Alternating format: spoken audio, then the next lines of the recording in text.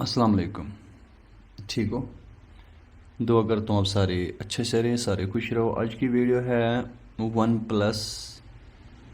इसमें क्या दिक्कत आ रही है, हैंग हो रहा है, कभी कभी चलता भी है और कभी कभी पता नहीं कुछ लिख के आता है क्रैश डंप मोड करके। देखो मुझे लगता है 5% इसको सॉफ्टवेयर इशू हो सकता है, 95% मुझे लगता है इसको हार्डवेयर दिक्कत है। चलो फिर भी ट्राई कर लेंगे ना, ट्राई करने से क्या जाता है।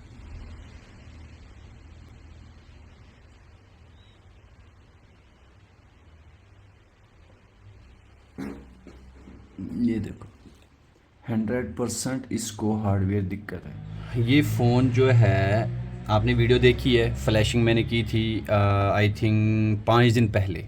ठीक है, 5 दिन पहले मैंने वन प्लस 6 को फ्लैश किया था। इसमें क्या दिक्कत आ रही थी, hang and crash, Qualcomm crash dump mode करके आ रहा था। ठीक, तो फिर मैंने उसी टाइम इसको कर लिया। ठीक है, सीपीयू नीचे है, रैम ऊपर है, डबल टैकर है ना। तो इसको मैंने क्या किया था उस टाइम मैंने इसको, ये जो है ऊपर ऐसी वाली ब्लैक लाइन होती है वो निकाला मैंने, बिल्कुल आस्ता आस्ता, कोई ये मैंने सेफ्टी इसकी नहीं निकाली थी। ठीक है, और ये जो पेस्ट है ये वाली, इससे मैंने थोड़ा सा निकाल के साइडों से किया था, साइडों से, बिल्कुल यहाँ से साइडों से मैंने किया था। तो उसके बाद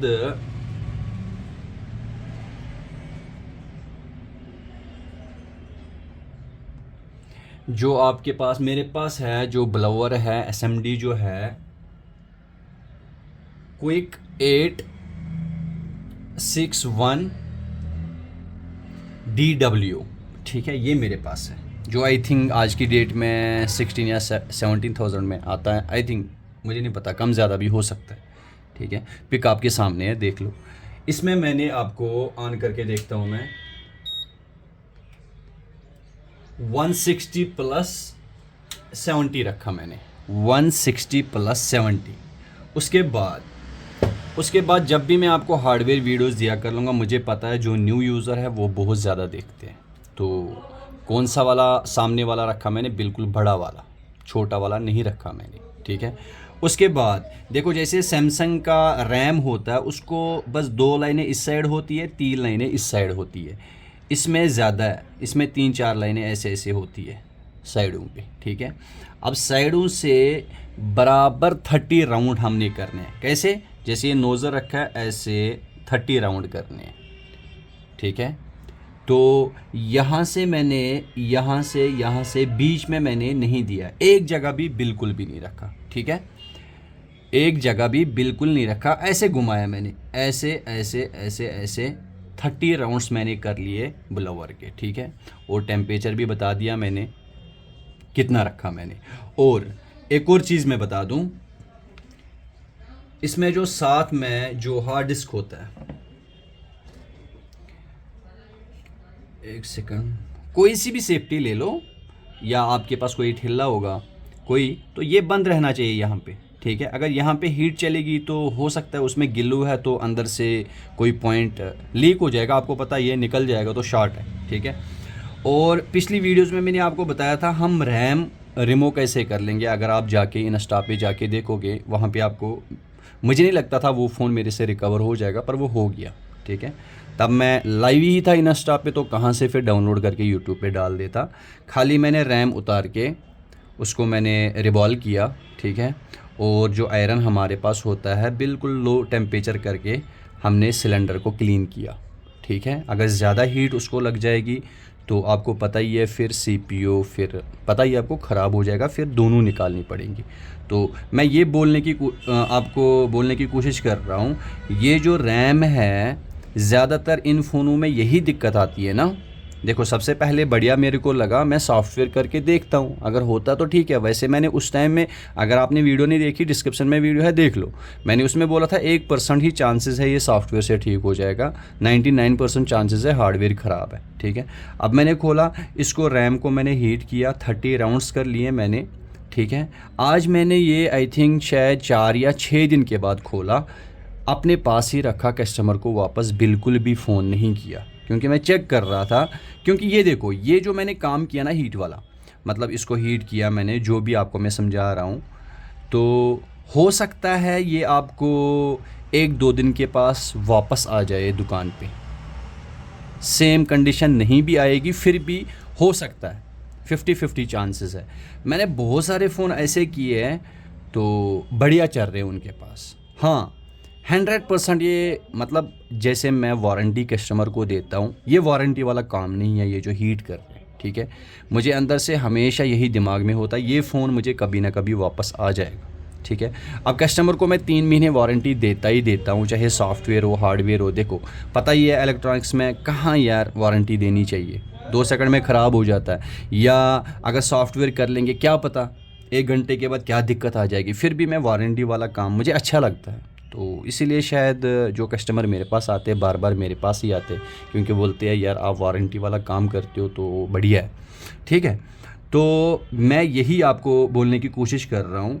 अगर आपके पास, देखो जहाँ पे मैं अभी था, जहाँ पे मैं कर रहा हूँ, यहाँ पे सारे टूल्स नहीं थे, नहीं तो मैंने इसको रैम पक्का निकालनी थी और डालनी थी, ठीक है। तो इस टाइम नहीं था, तो इसीलिए मैंने रैम को, आपको फिर से बता रहा हूँ, CPU नीचे है, ऊपर इसका रैम है, ठीक है। रैम को मैंने हीट किया, तो फिर से एक और बार बता दूंगा मैंने कितना रखा था, ठीक है। ये सबसे ज़रूरी है।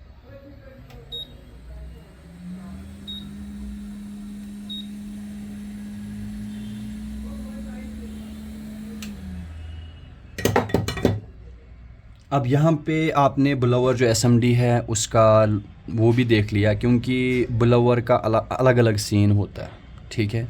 उसके बाद आपका हाथ कितना सही है उस हिसाब से भी आप बढ़िया काम करते हो, ठीक है। मैं ये नहीं बोलूँगा जो मैंने रखा वही रखो आप, अगर आप फ्रेशर हो तब ठीक है, अगर आप एक्सपर्ट हो तो आपको फिर अपनी मर्ज़ी है भाई, आप किस हिसाब से काम करते हो, ठीक है ना।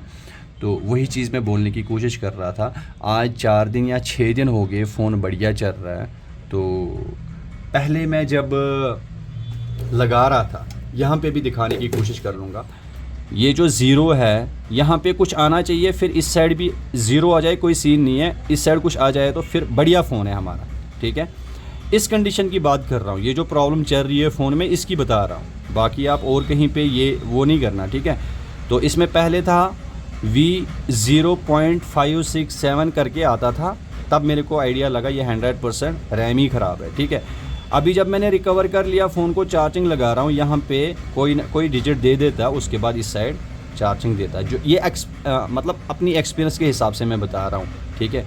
हाँ, अगर बड़े गुरु इस वीडियो को देखेंगे वो पक्का हंसेंगे, थोड़ा नहीं बहुत ज़्यादा हंसेंगे, बोलेंगे पता नहीं यार कहाँ से आ गया उठ के, ठीक है।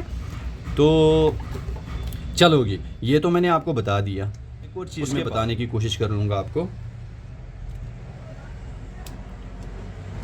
क्योंकि ये जो छोटी छोटी चीज़ें हैं ना, ये आपने ध्यान में ज़रूर रखनी है।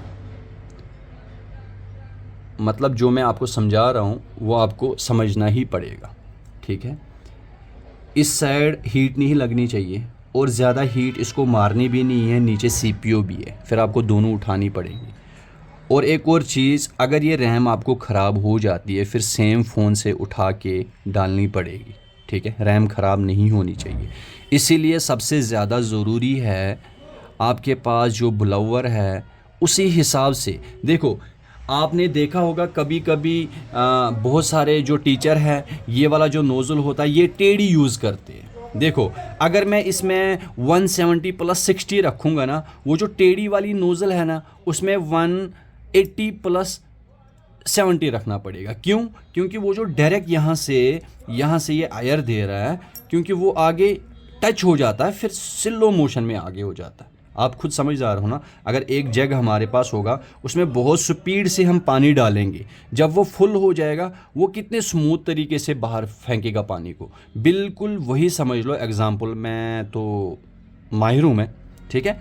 तो वही समझ लो, ये वाला अच्छा रहता है। अब कहीं कहीं जगह पे हमें टेढ़ी भी यूज़ करनी पड़ती है, क्योंकि कंपनी दी है वो भी हमें यूज़ करनी पड़ती है टेढ़ी वाली भी, पर उसमें अलग हिसाब से आपको रखना पड़ेगा। अगर वो यूज़ कर रहे हो, जैसे मैंने 170+60 रखा, तो उसमें मुझे 10 ज़्यादा करना पड़ेगा, क्योंकि अगर वो टेढ़ी होगी वो फिर टच करके तब जाके नीचे जाता है। समझ गए ना इस चीज़ को? तो ये जो छोटी छोटी बातें होती है, अगर ये फ्रेशर आप याद रखोगे तो मुझे उम्मीद है आप बहुत अच्छा काम करोगे। और ये नहीं सोचना कि ये इस कस्टमर को मैं वापस दे के इसको मैं वारंटी नहीं दूंगा, 100% वारंटी दूंगा। क्योंकि ऐसे तो मुझे लग रहा अब ये चलेगा, अगर ये गिरा नहीं, वाटर डैमेज नहीं हुआ, ये चलेगा, ये मुझे पूरा पता है, मगर फिर भी वारंटी दूंगा क्योंकि ये 100% काम मैंने नहीं किया। समझ गए इस चीज़ को आप? तो अभी मैं आपको दिखाता हूँ ये जो फ़ोन है। पहले वीडियो अगर नहीं देखी है तो पहले भी देखा होगा आपने, ठीक है? ठीक है, आपके पास नहीं पता होगा हमने आयर कितना रखना है, हीट कितना रखना है, तो 100% ही आप फंसोगे। मैं एक दिन आईफोन 6 कर रहा था तो एसएमडी ख़राब, एसएमडी मतलब ब्लोअर ठीक था मेरे पास, सही थी, पर उन्होंने जो आगे वाला ये जो गन होता है ना, ये गन जो होता है ये उन्होंने डुप्लीकेट डाला था, मुझे बुद्धू बनाया उन्होंने। तो इस गन की वजह से मेरी ऐसी ख़राब होगी। ये चीज़ें याद रख लेना, ये नहीं सोचना आपके पास सारा ओके है, पता ही नहीं होता। तो जिससे मैंने लिया था, अब उसका नाम नहीं लेना चाहता हूँ, जिससे मैंने लिया था, फिर मैंने उसको कॉल की, मैंने बोला मेरा जो फ़ोन हुआ मैं इसके पैसे आपसे ले लूँगा। बोलने का क्यों? मैंने बोला गन क्यों डुप्लीकेट दिया। वो भी मेरे को कैसे पता चला, वो एक एक्सपर्ट ने मेरे को बताया, आपने काम सही किया था, पर ये जो क्या नाम है, ये ब्लोअर जो आपके पास है ये डुप्लीकेट है, इसका गन देखो।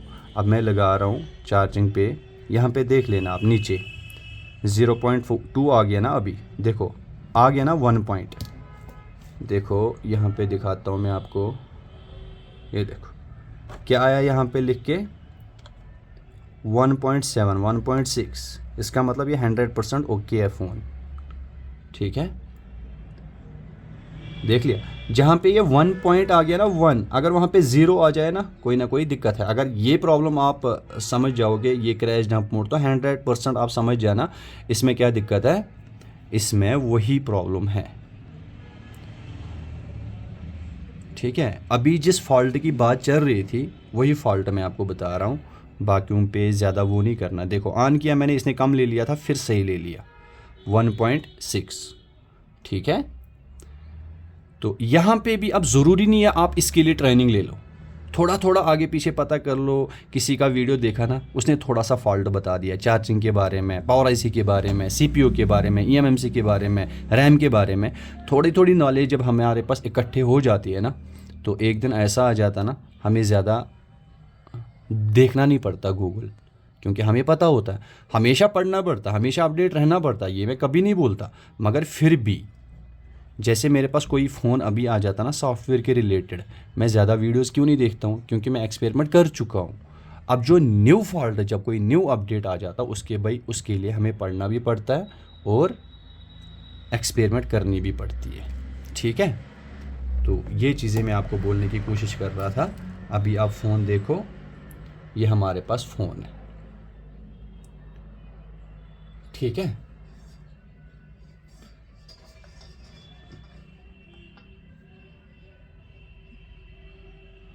इसका IMEI नंबर दिखा रहा हूँ, ठीक है? अभी